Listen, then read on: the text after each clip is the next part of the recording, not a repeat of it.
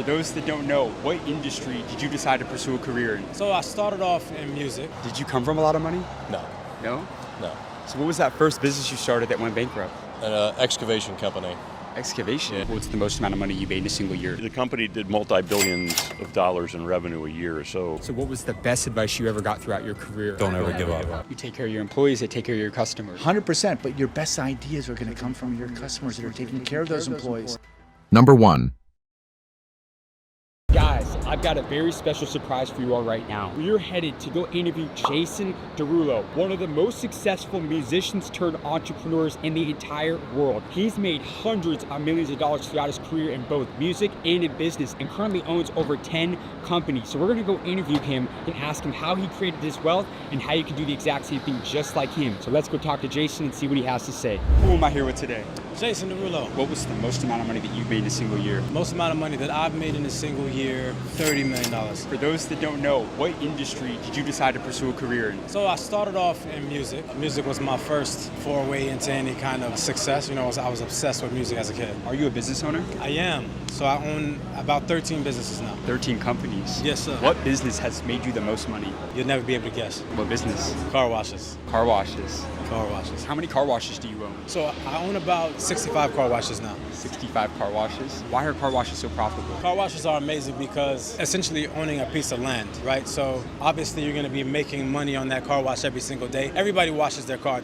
Their car is their pride and joy. Even during the pandemic, people were washing their cars. Ain't had nowhere to go, but still was washing their cars. It's the one thing that when we leave home is a representation of who we are and what our level of success is. So it's profitable from that standpoint, but also it just being real estate, you know? As time progresses, it just appreciates in value, especially if you're able to make car washes like we've made, and we've just been able to just have way better customer service than everybody, and we pay attention to details. So every customer experience, we treat it like it's our last chance at having that customer, right? I mean, that's all about customer experience. So in other words, they're recession proof. Recession proof. I mean, so far it's been recession proof. It's been pandemic proof. I mean, if you can make it through the pandemic, you can make it through anything. As a multimillionaire, what is your best negotiation advice for anybody in business? Oh, I got those shits for days. So one of the key negotiation tactics, damn, I'm about to give up my game? Come on, this is wild. Give it to him. Okay, so a big one is allowing other people to make the offer first. A lot of times you can shoot yourself in the foot and aim lower than you thought that you can get. So for me, I always have somebody else make the offer first. And sometimes I'm just shocked at what the number is. I'm like, damn, well shit, I'm glad I let you answer first because I was gonna go here. And then you know, sometimes that number can even double, you know? That's so game right there. That's a big one. That has been a game changer for me. Another negotiation piece of advice, sometimes taking a breather from the situation is a good thing. What I mean is, so you'll have a conversation, initial conversation, you'll have gotten their offer, then you reciprocate right with something higher, always. You know, you always gotta say something higher. Well, I was thinking more of this, da-da-da. And if you guys cannot come to an agreement, let a little time pass. Let 2 days pass and then come back to the situation. Don't come back begging really quickly. I treat it as if it's a relationship almost, you know? You can't be desperate. You cannot be desperate. Yeah. And I think, you know, coming from a position of power is always the better route as opposed to coming in asking for something. How old are you now? 22, no, 37. 37. If you were to go back in time and have a conversation with your 20-year-old self, when you were starting from zero, what's the best piece of advice that you give to your 20-year-old self? What you're not changing, you're choosing. Break that down. If you feel like you're overweight and you're not doing anything to change that, you're choosing to be overweight. If you don't feel like you have enough money and you're not trying to change that, you're choosing to be broke. Number 2. Excuse me, sir. Quick question for you. I know who you are. I see you online all the time. Yeah. Could I interview you real quick for the channel? How many followers do you have? Just so he knows. He doesn't know who you are. 9.1 million across social media. That's pretty good. Yeah? Shoot. All right. How old were you when you became a millionaire? See, I'm 47 now. I was a millionaire once before when I was 27. Lost everything. Filed bankruptcy when I was 31. Took me about 10 years to build back up. Did you come from a lot of money? No. No? No. So what was that first business you started that went bankrupt? An excavation company. Excavation? Yeah. It's a very... 24 years old. 2008. Yeah. By the time I was 28, 29, I was doing about 8 million a year. Actually. 31, 2008, crisis happened. Lost everything, had to file bankruptcy. Took 2 years off. Met my beautiful wife. travel the country and start over again. So what's the greatest lesson that you've learned about entrepreneurship, building numerous companies to multi-million dollars? You lost it all at one point, made it all back. What's the greatest lesson you've learned about entrepreneurship throughout your career? That you can tell people more about what not to do than what they can do. Yeah. And find a good wife to support you through the million businesses that you'll start. The other thing is it just takes a whole lot more effort than what people realize, because nobody else is going to do it for you. Like you have to do it yourself. No, there's nobody else. There's no owner. There's no VP. You're the owner. You're the VP. You have to make it happen. So in other words, nobody's coming to save you. Nobody's coming to save you. Yeah. How did you get the money to start your business? Sweat equity. Sweat equity. Yeah, So sweat equity. You worked your ass off. Is what Yeah, you say. yeah. I went to school at night to learn how to basically be a project manager, owner. I learned how to run the equipment at the trade school. So I worked a job of the day running equipment, and at night I went to school to learn how to be a project manager, estimator, negotiate contracts, all that stuff. So I was hustling. But you ended up in excavation.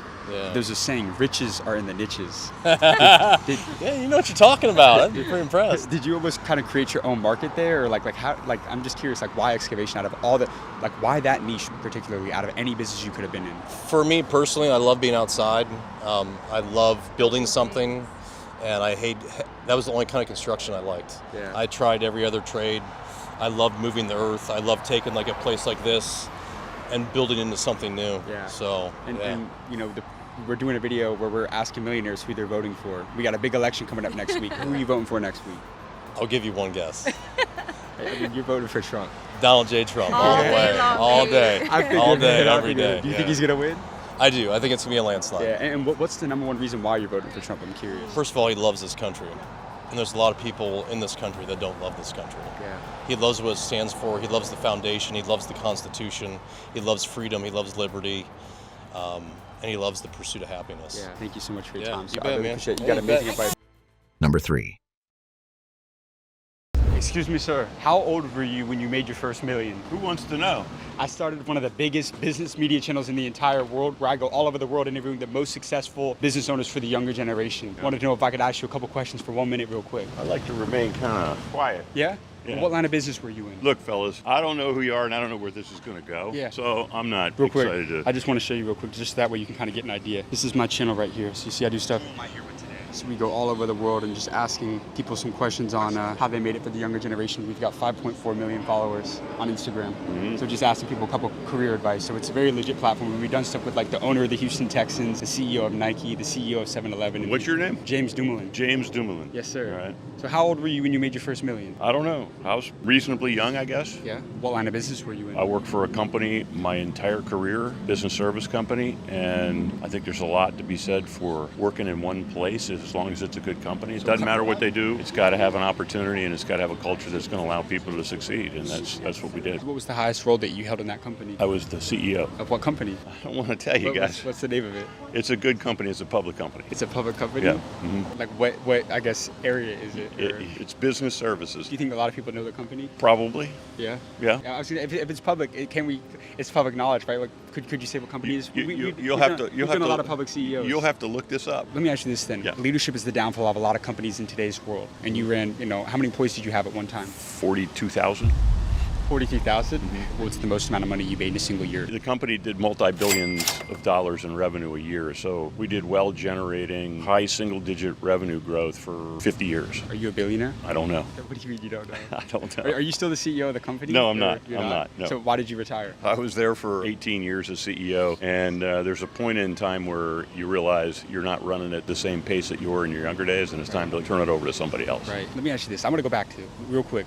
You were the number one out of 42,000. You had 42,000 employees. What was the biggest driving factor of your success that enabled you to work your way up and become a CEO of a multi-billion dollar company? Advice to who? Who am I giving the advice to? Somebody's starting out at a corporation right now, Okay. and they want to work their way up and become a CEO. Because most people, they can't even imagine that. Like that seems so unreasonable to people. Right. But you put it in reality. Every day, I went to my boss at the end of the day and I said, I'm done with what I had to do today. Is there anything else you want me to do? Sometimes they'd say no. Occasionally they'd say yes. I need this. Can you handle help me with this. But my boss eventually thought that I was their right-hand person because every single day I'm coming to them and asking them, is there anything else I can do? And when your boss thinks you're their right-hand person, when their boss comes to them and say, we need somebody to do something else, do you have anybody? The people that are volunteering to do all that extra work are the ones that get the chance to do it. Now, every time you get that extra chance, now you got to perform. You got to do a really good job. But my advice is be your boss's right-hand person. Be there. Be there all the time. Go to them every day. What else can I do? Anything for you? Sometimes they give you stuff to do, but what they're giving you to do were things that they had to do. So you're learning some of your boss's job by doing that sort of thing. So that would be my advice. You got to work your butt off. How did you deal with all that pressure? Because you got to worry about shareholders, you got to worry about employees, you got to worry about customers, you got to worry about prospective clients. How did you manage to stay calm when you have immense pressure like that? Because again, to have 40,000 people working under you, you've got people that are investing in your company, you got to perform. How did you manage that, man? That's incredible.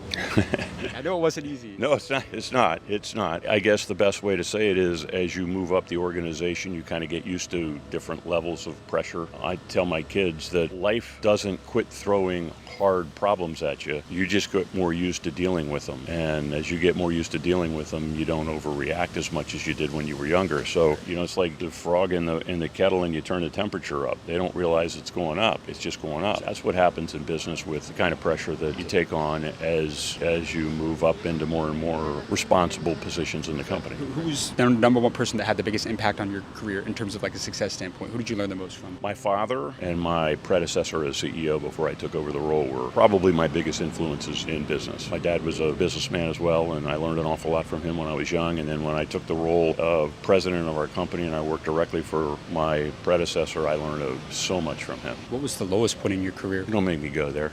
Let him know, though. I got to run, all right? Give me that last one, because I think that adversity helps people to get them to understand. I mean, anybody who spends a career in business has more problems that you deal with than you do upsides. What was your name, sir? I'm Scott. Scott, last name? I'm Scott. Scott, thank you, sir. I appreciate you. Number 4.